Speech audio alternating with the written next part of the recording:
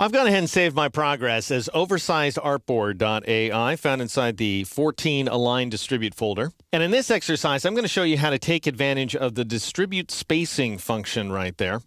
So what I want you to do is select this row of checkers, which would be, I guess, the third row, even though the group in the center includes a couple of rows there. Then I want you to click a second time on the central group of checkers, thusly. And you will notice now that distribute spacing becomes available to you. And you know that's available to you because you have this little spacing option right there. Just for larfs, I want you to go ahead and set it to something like 36 points. And then press the Enter or Return key. And now click on this option right there, Horizontal Distribute Space.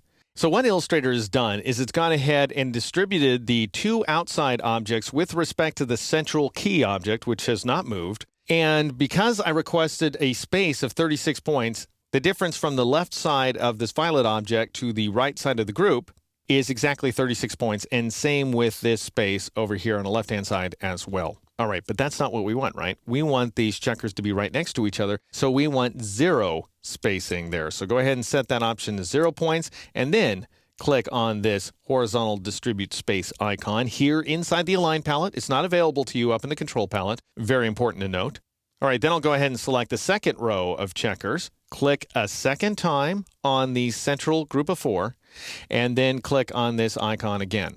And then we'll go ahead and select this third column of checkers. So we're not working with the rows anymore. We're working with the columns. Select that third column of checkers. Note, by the way, if you don't have any key object assigned, then the spacing option right there will be dimmed so that you can't take advantage of it. You can't change the spacing. So another way to go ahead and select a key object is from Align to choose key object, like so. But if you do that, then Illustrator is going to randomly choose a key object for you. And I believe that's going to be the forward object in the stack. You don't want that, of course. So you would click to turn that guy off, and then you'd click here to turn that guy on. So you're only going to have one key object, by the way. You actually don't have to turn one off and one on. You can just go ahead and click on a different object, and that will become your key object. All right, and then I would click on this vertical distribute space option right there.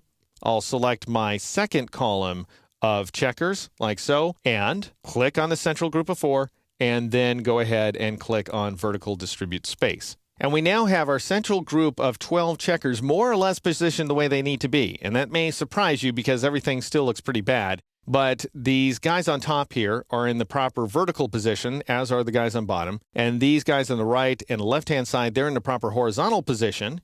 But we still need some work, and of course the corner objects are not anywhere near where they're supposed to be, and I'll show you how to go ahead and fix this problem, how to go ahead and align all the checkers now, using a combination of the distribute object and distribute spacing icons in the next exercise.